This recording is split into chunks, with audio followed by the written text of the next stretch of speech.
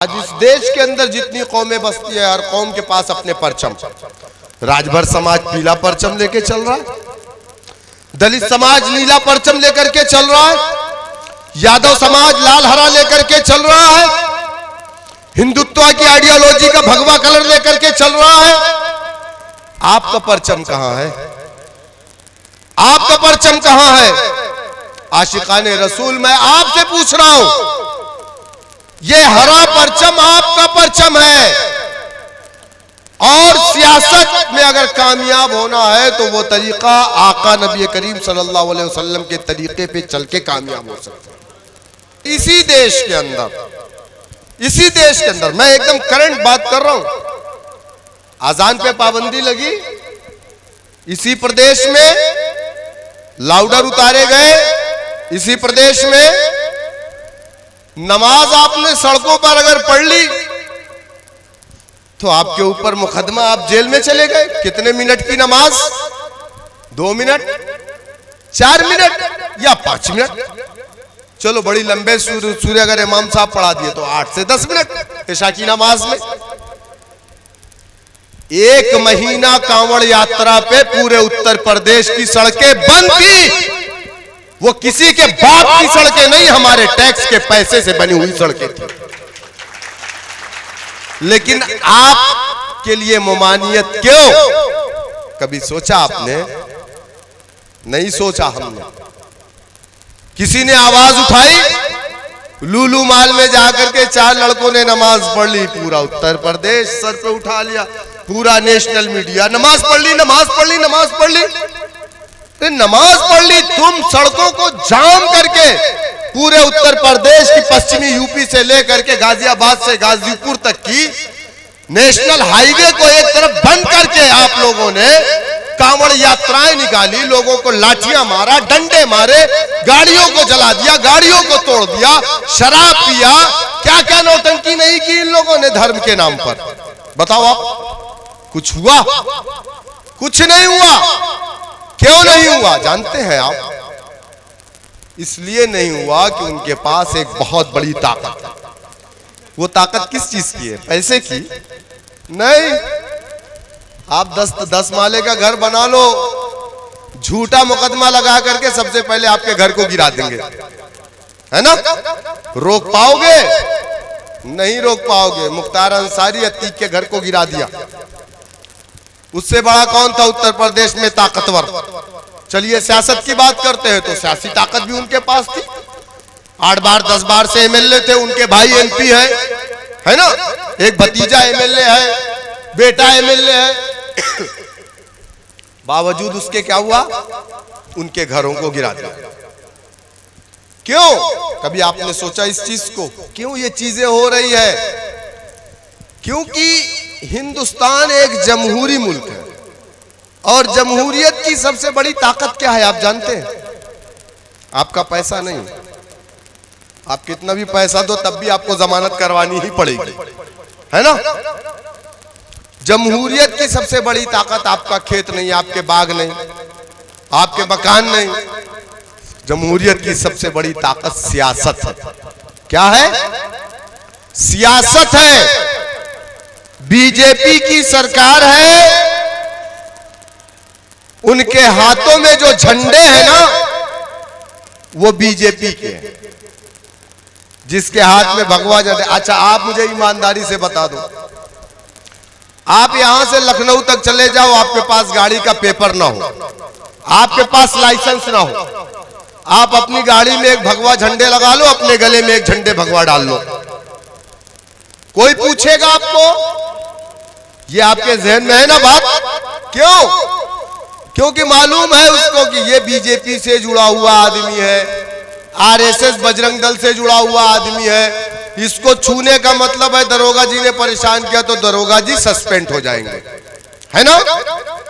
लेकिन आप दाढ़ी और टोपी में रात को 2 बजे जरा घूमिए सड़कों पे, 3 दिन तक घर वाले ढूंढेंगे, एटीएस वाले उठा करके ले गए पूछताछ के नाम पर।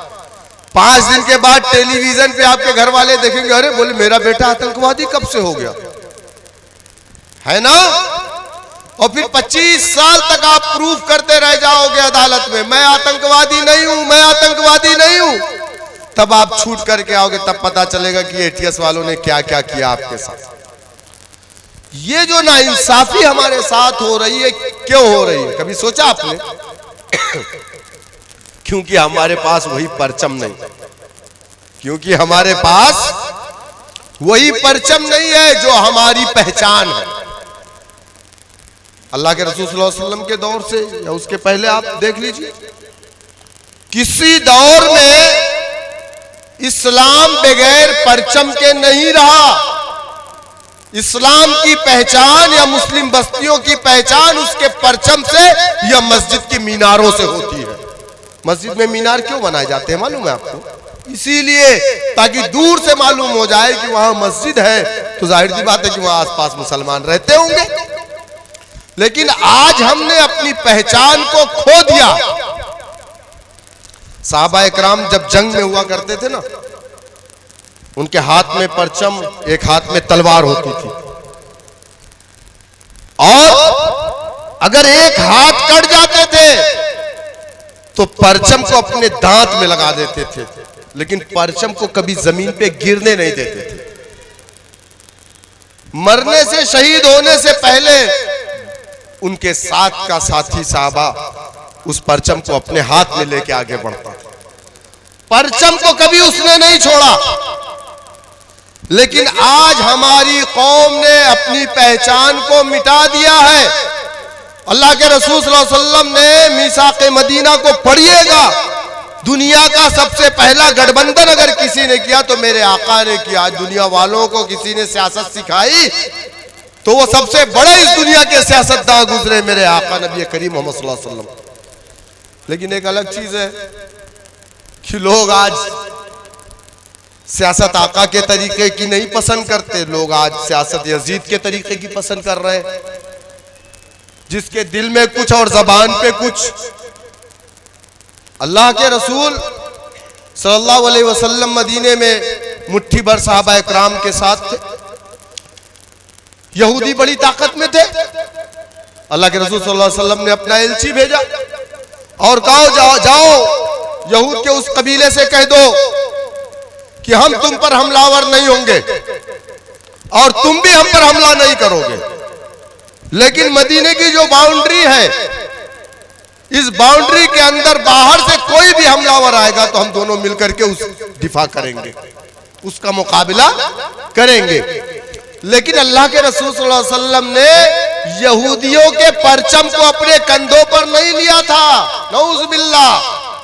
मुट्ठी भर सहाबा इकराम को लेकर के गठबंधन की बात की थी, ना कि जाकर के उसमें शमूलियत की थी। हमेशा अपनी पहचान को बाकी रखा था। और कुरान ने भी कहा है कि ऐ मुसलमानों, तुम्हारा तुम में से अपना अमीर हो, तुम्हारा अपना अलम हो, तुम्हारा अपना परचम हो, और तुम्हारा अमीर किस में से हो? तुम में से हो, यानी कलमा ला इलाहा इल्लल्लाह मुहम्मदुर रसूलुल्लाह पढ़ने वाला। लेकिन हम आज अपनी पहचान को हमने खो दिया, हमने अपने परचम को खो दिया। आज इस देश के अंदर जितनी कौमें बसती है, हर कौम के पास अपने परचम।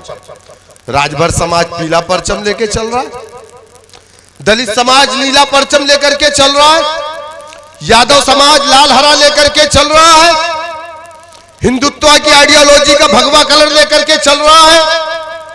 आपका परचम कहां है? आपका परचम कहां है? आशिकाने रसूल, मैं आपसे पूछ रहा हूं, ये हरा परचम आपका परचम है, और सियासत में अगर कामयाब होना है तो वो तरीका आका नबी करीम सल्लल्लाहु अलैहि वसल्लम के तरीके पे चल के कामयाब हो सकता है, किसी को तकलीफ दे करके नहीं। और आका का जो तरीका था, तलवार की नोक पर इस्लाम नहीं फैला था, मेरे आका नबी करीम सल्लल्लाहु अलैहि वसल्लम के इखलास पर इस्लाम फैला था। समझ रहे ना? लेकिन आज हमने हमारे तरीके को खो दिया। आज हम दूसरों से सियासत सीखने जाते, लोग कहते हैं काशीराम काशीराम। अरे आपके पास तो इतना बड़ा लीडर था जो आज भी जिंदा है, जिसकी सीरत को पढ़िए, उससे अच्छा दुनिया में ताजिर कोई नहीं आया, उसके जैसा सादिक कोई नहीं आया, उसके जैसा सियासतदान कोई नहीं आया। अरे इस दुनिया में जो सबसे टॉप का लीडर होगा आज की तारीख में, वो मेरे आका के पैरों के तलवों का धोवन भी नहीं है। हमको तो सब कुछ विरासत में मिला, लेकिन हम उसको अपना नहीं रहे। यहीं पे देखा मैंने, लोग सरों पे टोपियां आरएलडी की एक रखा हुआ है, एक टोपी उसके ऊपर समाजवादी की, एक टोपी और किसी पार्टी की, 3 टोपी लगाए, इतनी बड़ी बड़ी दाढ़ी चाचा बीएसपी, 3 टोपी लगा करके प्रचार कर रहे। क्या मिलेगा आपको? कुछ नहीं मिलेगा। जमहूरियत की सबसे बड़ी ताकत सियासत होती है। एक एमएलए जिता लोगे ना, गाड़ी छुड़वाना नहीं, हिम्मत नहीं इन खाकी वर्दी वालों की गाड़ियों को पकड़ ले। छुड़वाने की बात सेकेंडरी है, हम तो चाहते हैं पकड़ी ही ना जाए। समझ रहे ना? तो आप छुड़वाने के चक्कर में अगर है तो समाजवादी के साथ जाइए, हम तो चाह रहे पकड़ना ही नहीं, तुम्हारी हिम्मत ना होगी जिस दिन एक हो जाओगे, जिस दिन मुत्तहिद हो जाओगे। गाड़ियों पे लिखवाइए एमआईएम, लिखवाइए। क्यों डरते हैं आप लोग? मैं जहां से आता हूं वहां पे 12% मुसलमान है। मैं आजमगढ़ जिले का रहने वाला हूं, वहां पे मुसलमान कितना मालूम आपको? 12-13% होंगे, बहुत ज्यादा नहीं, थोड़े से। 2013 में एमआईएम लेकर के आया था, जब मैंने झंडा लगाया, उस पे बैरिस्टर साहब की फोटो लगी, लोगों ने देखा, कहा ये तो आतंकवादियों की पार्टी है। मेरे घर के लोगों ने सबसे पहला विरोध किया था, कहा हम ताजिर हैं, बिजनेसमैन है, ये झंडे को निकाल दो तुम। हमारे घरों पे छापे भी पड़े पुलिस वालों के, लेकिन हम तो वो दीवाने थे जो इंसाफ के रास्ते पे निकले थे और इंसाफ कायम करने की बात करने के लिए निकले थे। हमने कहा रिस्क मिन अल्लाह, अल्लाह ने कुरान में कहा इन्नल्लाह यर्ज़ुक़ु मन यशाअ बिग़ैरि हिसाब, मैं जिसको चाहूंगा बेहिसाब रिस्क दे दूंगा। हम तो निकल गए। 2013 से आज तक अपनी गाड़ियों के झंडे नहीं निकाले हमने। हमारे साथ क्या बदतमीजियां नहीं होती? आपको क्या लगता है नहीं होती? क्या आपको लगता है हमको धमकियां नहीं मिलती? क्या आपको लगता है हमें खरीदने की कोशिश नहीं होती? आपको क्या लगता है नहीं होती? अरे हमारे छोटे छोटे कार्यकर्ताओं की कीमत जब 20-20 हजार 50-50 हजार लगती है, तो आपको क्या लगता है कि हमें खरीदने की कोशिश नहीं होती? हमें डराने की कोशिश नहीं होती? हमें धमकाने की कोशिश नहीं होती?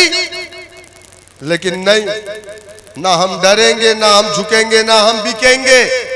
हम इंसाफ कायम करने के लिए डटे रहेंगे, इंसाफ के रास्ते पर। यार दुनिया से जाओगे क्या लेके जाओगे? सिकंदर चला गया, खाली हाथ चला गया, हाथ बाहर था। यहाँ कौन लोग हैं जिसके वालिद दुनिया से गुजर गए और लेकर के चले गए, अपनी पॉकेट भर के गए? हाथ में लोहे की अंगूठी है, घर वाले निकाल लेंगे। अगर टाइट है नहीं निकलेगी, बोले कटर लाओ काट के निकालो, लेकिन अंगूठी अब्बा के साथ नहीं जानी चाहिए। यही अब्बा से मोहब्बत है। अब्बा मर जाते हैं, मेरे वालिद मर गए, मेरा क्या होगा? कोई अब्बा के लिए नहीं, अपने लिए रो रहा है। गौर करिए वर्ड पे, अल्फाज पे गौर करिए कि मेरे वालिद मर गए, मेरा क्या होगा? कोई वालिद मर गए, वालिद साहब का क्या होगा कब्र में? ये कह करके नहीं रोता, मेरे वालिद मर गए, मेरा क्या होगा? इस दुनिया से सबको रुखसत होना है, लेकिन अच्छा काम करके जाए, क्योंकि हमको आका के रूबरू होना है। आका के रूबरू होना है। हम सियासत को इबादत समझ करके करते हैं। हम सियासत को वो सियासत नहीं करते जो दूध में पानी मिलाने वाले मिलावटखोर करते हैं, वो सियासत हम नहीं करते। आप उनसे वफा की उम्मीद रखते हैं जिन लोगों की खानदान के लोगों ने अपना जरिया ही बनाया मिलावटखोरी से। दूध में पानी मिला करके धोखा दिया कि नहीं दिया? अरे धोखेबाज समाज से क्या उम्मीद कर सकते हैं हम कि ये इंसाफ करेगा? नहीं करेगा, कभी नहीं करेगा। आपके लिए कोई लड़ाई लड़ने नहीं आएगा, आपको अपनी लड़ाई को खुद लड़ना पड़ेगा। मैं आपका नेता बनने नहीं आया हूं।